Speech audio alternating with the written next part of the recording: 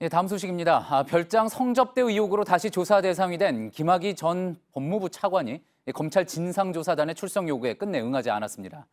조사단 활동은 이달 말에 끝납니다. 시간이 얼마 없는 조사단은 직접 조사할 수 있는 방안을 다시 찾겠다고 했습니다.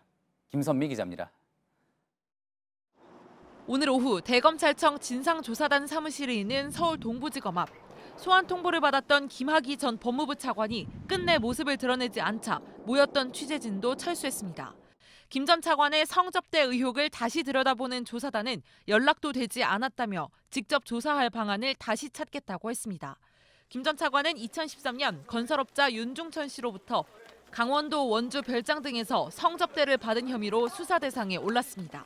하지만 검찰은 동영상 속 인물이 누군지 알 수 없다며 두 차례 무혐의 처분했고 봐주기 수사라는 논란이 일었습니다. 다시 진상규명에 나선 조사단은 동영상 속 여성이라고 주장하는 인물과 윤 씨 등을 불러 조사했습니다. 그 결과 김 전 차관을 직접 조사할 필요가 있다고 판단해 공개 소환 통보를 했지만 끝내 무산됐습니다. 조사단은 강제로 소환할 권한이 없습니다. 시민단체들은 오늘 세종문화회관 앞에서 조사단의 활동 기간을 연장해달라고 촉구하는 기자회견을 열었습니다. JTBC 김선미입니다. 앞서 검찰은 이른바 별장 동영상 속의 인물이 김학의 전 차관인지 아닌지 알아볼 수가 없다며 무혐의 처리했습니다. 하지만 어제 민감용 경찰청장은 화질이 좋은 원본을 검찰에 넘겼고 얼굴을 육안으로 알아볼 수 있었다고 밝혔습니다. 정치권에서는 검찰이 사건을 덮었다는 논란이 뜨거웠습니다. 김나은 기자입니다. 민감용 경찰청장은 어제 국회 행안위 업무보고에 나와 2013년 당시 경찰은 김학의 전 차관의 모습이 선명한 원본 영상을 검찰로 넘겼다고 했습니다. 네, 5월에 입수한 거는 육안으로도 인물 식별이 가능해서 검찰의 무혐의 처분에 대해도 언급했습니다. 저희도 당시에 많은 문제를 제기했고 그러자 정치권에선 검찰이 제 식구를 보호하기 위해 사건을 덮었다는 비판이 쏟아졌습니다. 민감용 경찰청장에 따르면 검찰은 김학의 별장 성접대 사건을 축소 은폐하였습니다. 정의당과 민주평화당도 특검 등 다른 차원의 강력한 조치가 필요하다고 했습니다. 민 청장의 발언이 버닝썬 사태로 위기에 몰린 경찰의 반전카드란 분석도 있습니다. 버닝썬 사태에 현직 경찰이 유착된 정황 등이 드러나자 박상기 법무장관은 어제 검찰이 사건을 직접 수사할 것이란 취지로 말했습니다. 서로가 서로의 부실 수사를 겨냥하고 있는 가운데 이번 사건이 검경 수사권 조정에도 영향을 줄 거란 전망이 나오고 있습니다. JTBC 김나은입니다. 김학의 전 차관에 대한 검찰 수사가 이루어질 당시 법무부 장관은 지금 자유한국당의 황교안 대표입니다. 그래서 정치권에서는 황 대표가 이 사건과 연관됐을 거라는 의혹이 제기됐습니다. 황 대표는 당시 김 전 차관에 대한 검증 결과 문제 없다고 들었다 이렇게 해명을 했는데 정작 더 중요한 부실 수사 논란에 대해서는 언급이 없었습니다. 노진호 기자입니다. 김학의 전 차관은 황교안 대표와 2013년 3월 박근혜 정부 출범 당시 이틀 차이로 장관과 차관에 임명됐습니다. 두 사람은 경기고 1년 선후배입니다. 그런데 김 전 차관은 별장 성접대 의혹이 제기되면서 엿새 만에 물러났습니다. 이후 성접대 의혹은 2013년과 14년 두 번에 걸쳐 수사로 이어졌습니다. 당시 경찰은 김 전 차관에게 특수강간 등 혐의를 적용해 기소 의견으로 검찰에 송치했습니다. 하지만 검찰은 문제의 별장 동영상 속 인물을 특정할 수 없다며 두 차례 모두 무혐의 처분했습니다. 당시 법무장관이 황교안 대표입니다. 한국당을 제외한 여야 4당은 모두 황 대표의 개입 의혹을 제기했습니다. 장관에게 보고 안 됐으면 그것도 또 이상한 거고 보고 됐으면 어떤 영향력을 행사하는지도 사실은 이게 조사 대상이 돼. 그러자 황 대표가 오늘 입장을 밝혔습니다. 검증 결과 문제가 없다라고 제가 들었습니다. 임명이 된 뒤에 의혹 제기가 있었어요. 그리고 나서 본인이 사퇴했죠. 그게 전부예요. 하지만 김 전 차관 임명 과정에 대해서만 언급했을 뿐 부실 수사 논란에 대해서는 입장을 내지 않았습니다. JTBC 노진호입니다.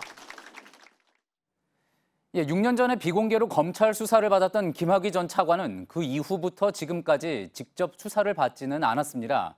오늘 조사단 소환에도 응하지 않았지만 변호사에게는 불편한 심정을 밝힌 걸로 파악됐습니다. 특히 자신을 자리에 앉힌 배후에 최순실 씨가 있다는 의혹에는 불같이 화를 낸 것으로도 알려졌습니다.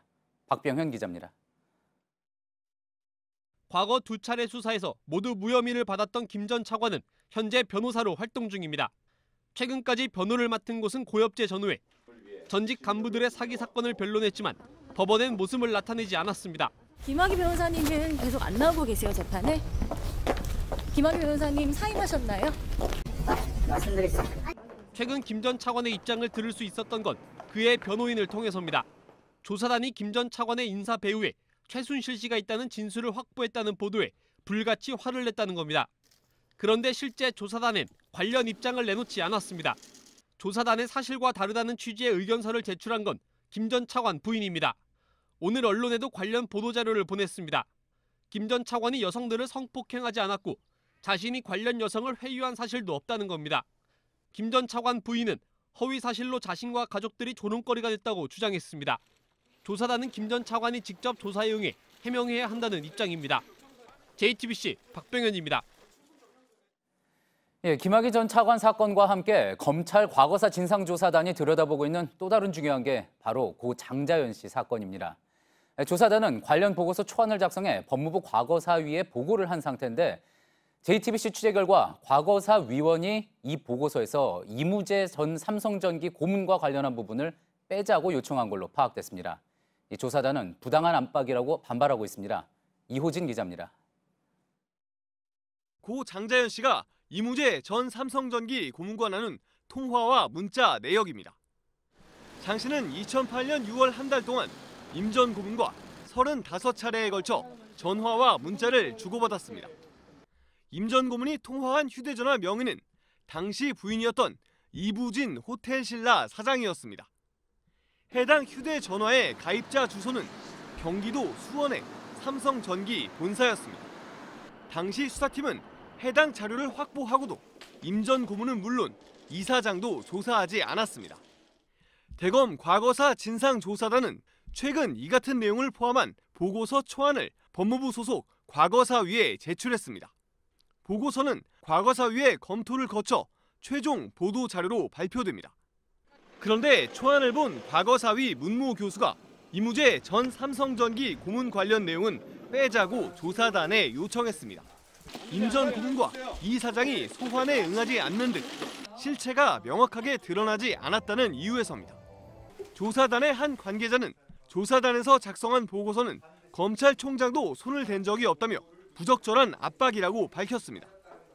특히 장자연 사건에서 소환을 거부한 인물이 임 전 고문만이 아니었다는 겁니다. 문 교수는 JTBC 취재진에게 보고서 내용 삭제를 요구할 권한 자체가 없다며 통화 횟수가 많다는 이유만으로 보고서에 포함하는 것이 부적절할 수 있다는 의견을 표한 것이라고 해명했습니다. JTBC 이호진입니다.